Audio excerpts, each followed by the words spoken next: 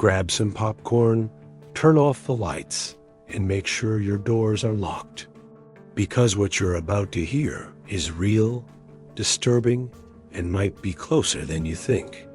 Welcome to Frozen Clues, where every case reveals the darkest corners of the human mind. Are you ready to dive into the mystery? Then let's begin. Imagine walking through the fog-covered streets of London's East End. In 1888, the gas lamps flickered dimly through the thick mist, casting eerie shadows on the cobblestone paths. You hear footsteps behind you, but when you turn around, there's nothing there. Just the sound of your own heartbeat and the distant echo of something sinister lurking in the darkness. This isn't just any ordinary night in Victorian London. This is the hunting ground of history's most infamous serial killer.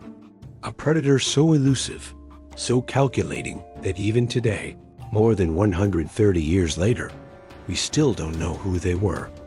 What we do know is the terror they unleashed upon the world, and the name that still sends chills down people's spines: Jack the Ripper.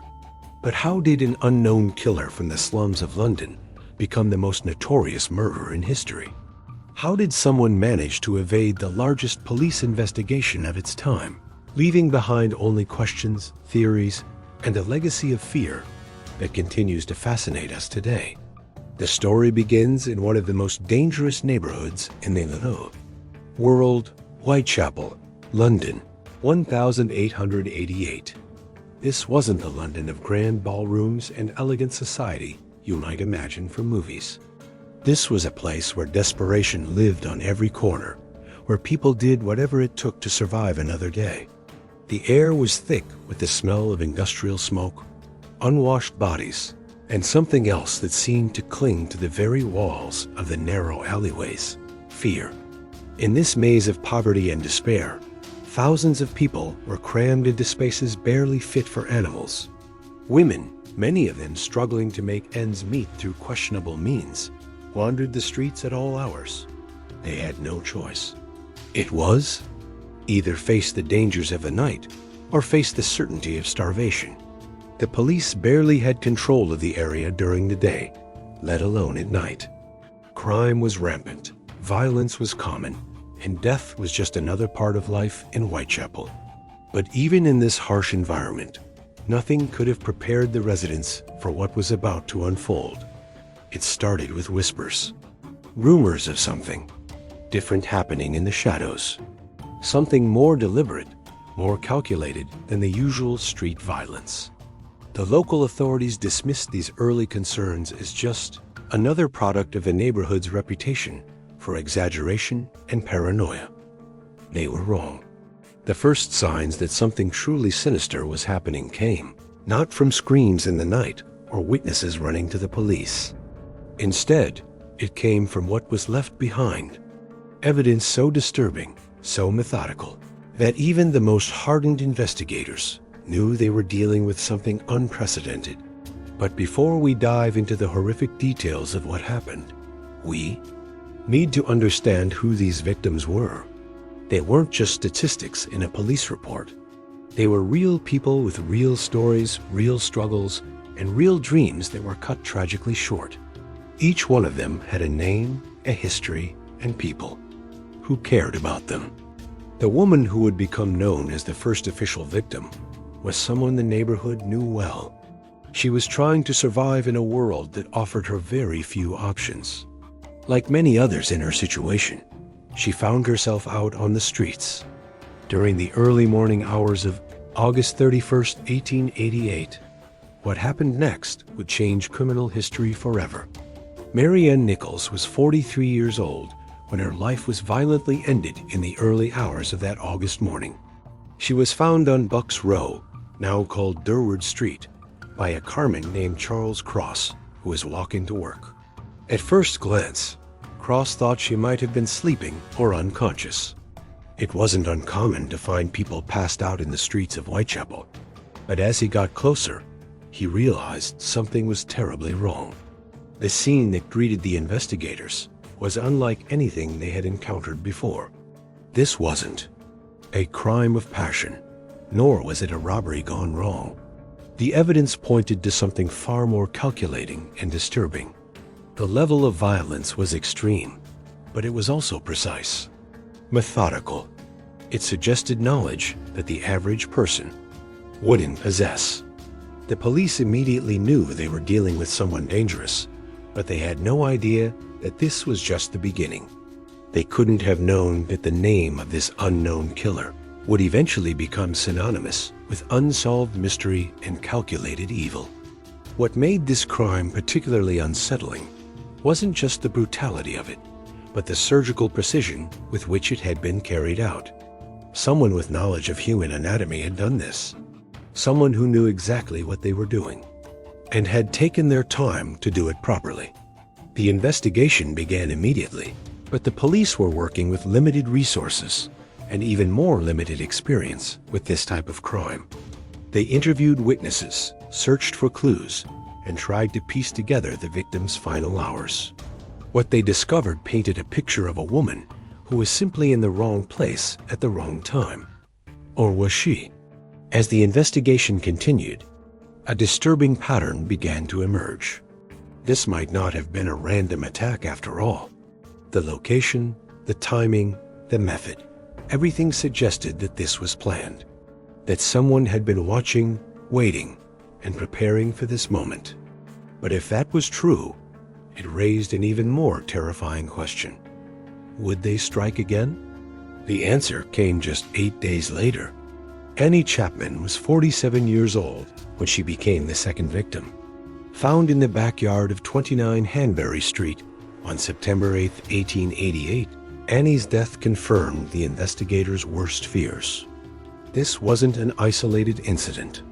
They were dealing with a serial killer. But this attack was different from the first. It was more brazen, more public. The killer had taken even greater risks, spending more time with the victim in a location where they could have easily been discovered.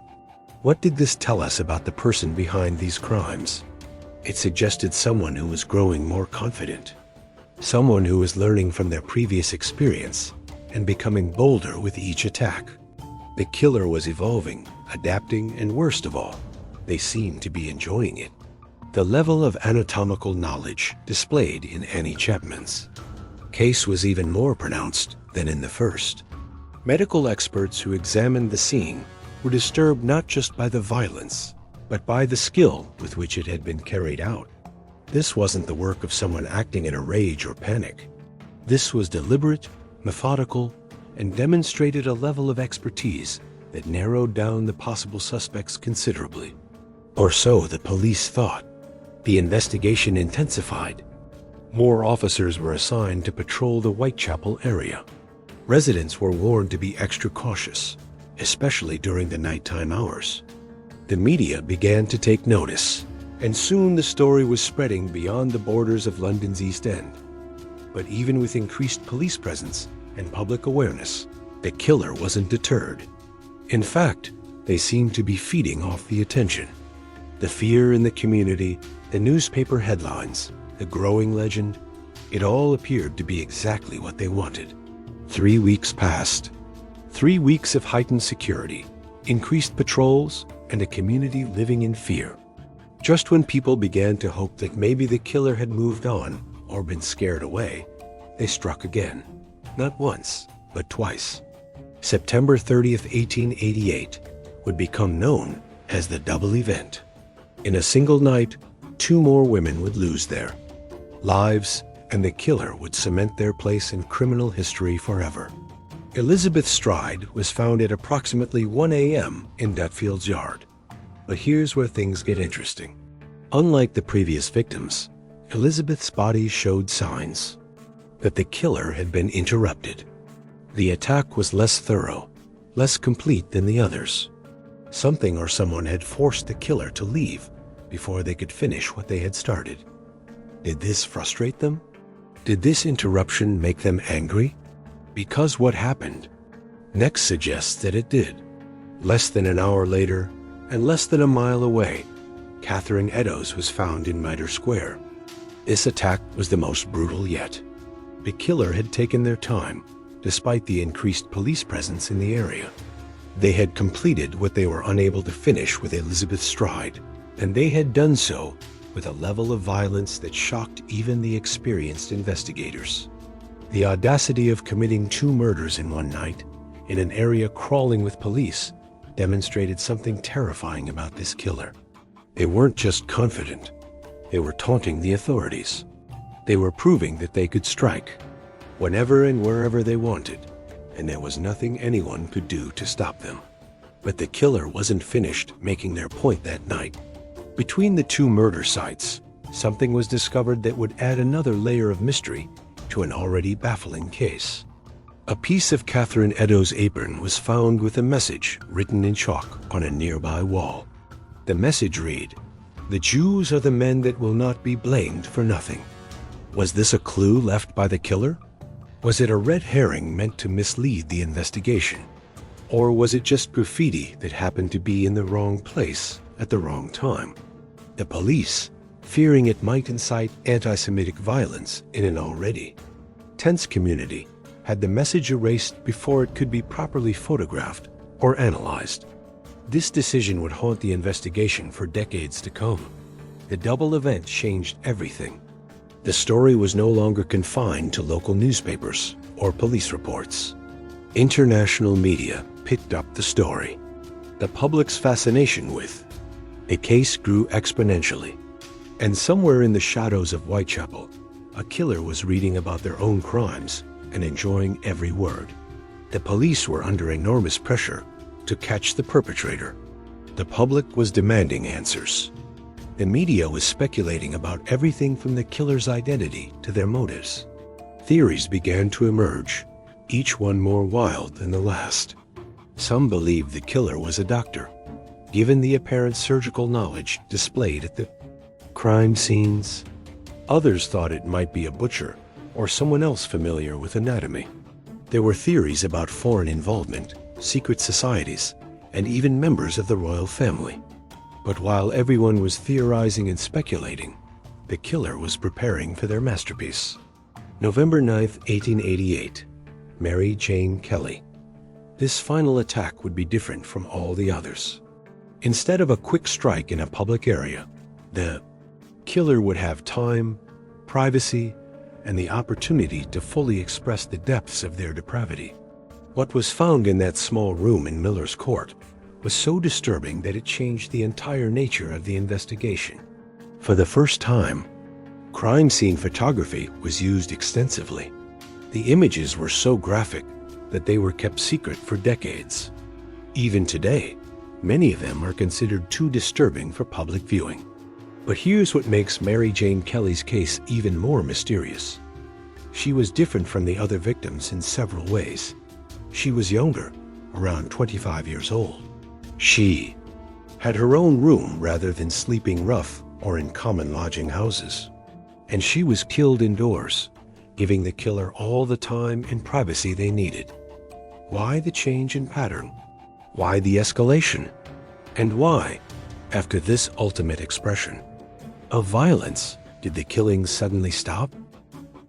These questions have puzzled investigators, historians, and amateur detectives for over a century.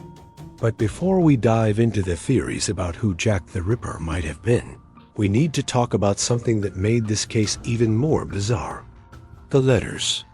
During the height of the murders, the police and newspapers began receiving letters claiming to be from the killer. Hundreds of them poured in from people claiming to be Jack the Ripper. Most were obvious hoaxes, written by attention seekers, or people trying to inject themselves into the most famous case of the century. But 3 letters stood out from the rest. The first arrived at the Central News Agency on September 27, 1888, just 3 days before the double event. It was written in red ink and began with the now famous words, "Dear Boss." This letter was the first to use the name Jack the Ripper, and it contained details about the crimes that hadn't been released to the public. The letter writer claimed that they would clip the lady's ears off on their next victim. When Catherine Eddowes was found 3 days later, part of her earlobe had indeed been cut off. Coincidence? Or had the real killer actually written this letter? The second letter arrived the following day, postmarked just hours after the double event. This one was shorter, written on a postcard, and seemed to gloat about the previous nights. Work. The writer claimed credit for both murders and seemed disappointed that the police hadn't caught them yet. But it was the third letter that really disturbed the investigators. The From Hell letter arrived in October, addressed to George Lusk, the chairman of the Whitechapel Vigilance Committee. This letter was different from the others. It was written in a less educated hand, contained more grammatical errors, and came with something that made everyone's blood run cold: half of a human kidney. The letter claimed that the kidney came from Catherine Eddowes, and that the writer had fried and ate the other half. Medical examination of the kidney showed that it could have indeed come from a woman of Eddowes' age and condition, and that it had been removed recently. Was this proof that the letter was genuine? Or was it an elaborate hoax by someone with access to medical specimens? The debate continues to this day. These letters added another dimension to the case that investigators had never dealt with before. The killer wasn't just committing crimes. They were communicating with the public. They were creating a persona, building a legend, and enjoying the terror they were spreading. But who was capable of such calculated evil? The list of suspects in the Jack the Ripper case reads like a who's who of Victorian London's most interesting characters. Each suspect had their supporters, their detractors, and their own compelling evidence, both for and against their involvement. Montague John Druitt was a barrister and teacher who killed himself in December 1888, just weeks after the final murder. His own family suspected he might have been the killer, and his suicide timing seemed too coincidental to ignore. But was family suspicion enough to make him a killer? Aaron Kosminski was a Polish immigrant living in Whitechapel who suffered from mental illness. Police reports suggested he had a great hatred of women and was identified by a witness, though. That identification was later questioned. He was eventually committed to an asylum, but did his mental state make him capable of such organized and methodical crimes? Dr. Thomas Neil Cream was a doctor known for poisoning patients and was suggested as a suspect years later. His medical knowledge would explain the anatomical precision of the attacks, but there was one major problem. He was in prison in Illinois during the time of the murders. Or was he? Francis Tumblety was an American doctor with a hatred of women and a collection of preserved female organs. He was in London during the murders and fled to America just as the investigation was heating up. His behavior was certainly suspicious, but was he capable of the specific type of violence seen in these cases?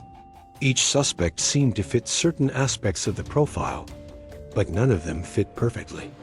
It was as if the investigators were looking at pieces of different puzzles, each containing part of the truth, but none revealing the complete picture. The investigation itself became almost as famous as the crimes. It represented the first major use of modern detective techniques, including crime scene photography, forensic analysis, and systematic witness interviews. The police tried everything from using bloodhounds to track the killer to implementing new control strategies. They brought in medical experts to analyze the wounds, handwriting experts to examine the letters, and even early criminal profilers to try to understand the killer's psychology. For its time, it was the most comprehensive criminal investigation ever undertaken.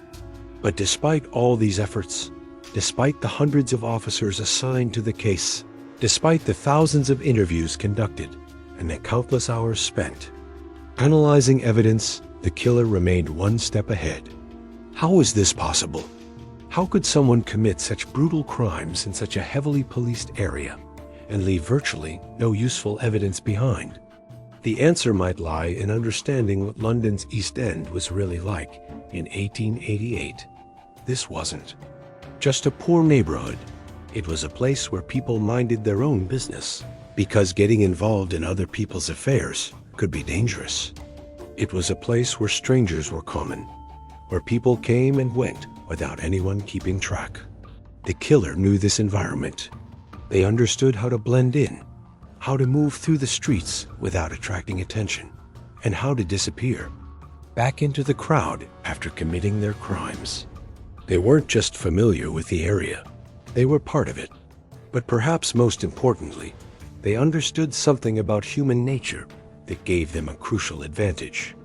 They knew that in a community already living in fear, already struggling to survive, people would be reluctant to get involved unless they absolutely had to. The killer was counting on the silence of witnesses, the reluctance of potential victims, to change their routines and the limitations of Victorian-era police work. And their calculations proved to be tragically accurate. So who was Jack the Ripper? After more than 130 years of investigation, speculation, and debate, we still don't know for certain. But modern technology and investigative techniques have given us new ways to look at this old mystery. DNA analysis, computer modeling, and advanced forensic techniques have been applied to the evidence that still exists. Some researchers claim to have solved the case, while others argue that too much time has passed and too much evidence has been lost or contaminated to ever reach a definitive conclusion.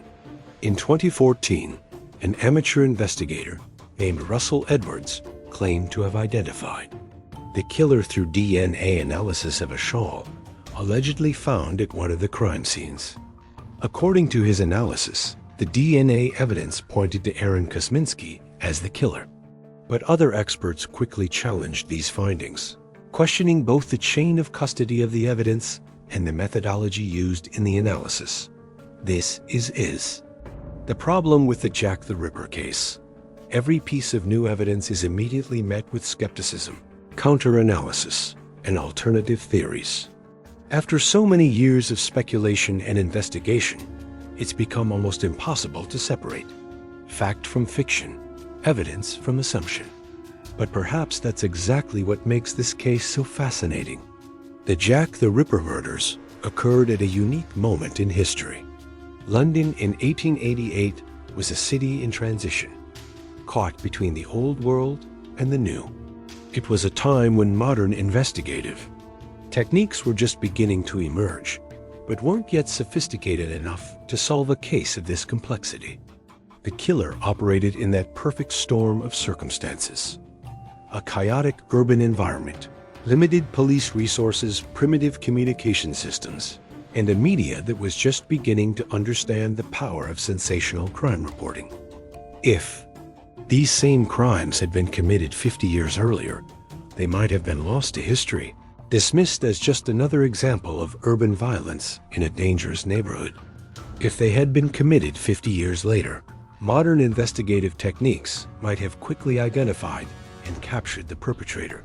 But they happened at exactly the right moment to become legendary. The name Jack the Ripper has transcended the original crimes to become something much larger. It represents our collective fascination with the unknown, our fear of the darkness that might lurk in any ordinary person, and our obsession with puzzles that can't be solved.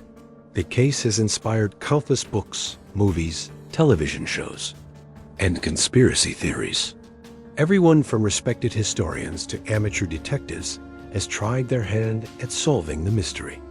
The list of proposed suspects has grown to include everyone from local butchers to members of the royal family, from secret society members to visitors from other countries. Some theories suggest that Jack the Ripper was actually a woman, pointing to the fact that a female killer might have been able to approach the victims more easily and escape notice more readily. Others propose that there wasn't just one killer, but a group of people working together to terrorize the East End. There are theories involving cover-ups by the government, conspiracies by the police, and even suggestions that the entire thing was a hoax designed to distract the public from other social and political issues of the time. But here's what we know for certain. 5 women lost their lives in a series of brutal attacks that shocked the world and changed the way we think about serial crime. Mary Ann Nichols, Annie Chapman, Elizabeth Stride, Catherine Eddowes, and Mary Jane Kelly were real people whose stories deserve to be remembered for more than just the way they died. The investigation into their deaths pioneered many of the techniques still used in criminal investigations today. The media coverage of the case established many of the patterns we still see in how sensational crimes are reported. And the public's fascination with the mystery helped create our modern true crime culture. So why, after all these years and all these investigations, does Jack the Ripper remain unidentified?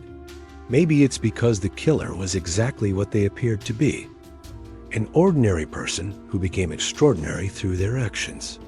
Someone who understood their environment well enough to operate within it undetected. Someone who was careful, enough to avoid leaving useful evidence, and smart enough to stop before they were caught. Or maybe it's because the truth is simpler than we want to believe. In our age of DNA evidence and surveillance cameras, it's hard to accept that someone could commit such notorious crimes and simply disappear. We want closure, we want answers, we want justice for the victims. But sometimes, the most honest answer is also the most unsatisfying one. We may never know.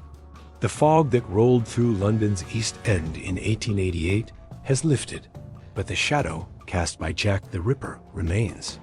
It reminds us that there are still mysteries in this world that can't be solved with technology or determination alone. It reminds us that evil can wear an ordinary face and walk among us undetected. And perhaps most importantly, it reminds us that the victims of these crimes were more than just entries in a case file. They were women trying to survive in a harsh world who deserved better than the fate that found them in those dark London streets. The legend of Jack the Ripper will likely continue for generations to come. New suspects will be proposed, new evidence will be analyzed, and new theories will emerge. But regardless of whether we ever learn the killer's true identity, the case has already secured its place in history, not just as an unsolved mystery, but as a window into a time and place that shaped our modern understanding of crime, investigation, and the very nature of evil itself. In the end, Jack the Ripper gave us more than just a puzzle to solve. They gave us a mirror to examine our own fears, our own fascination with darkness, and our own need to believe that justice will eventually prevail.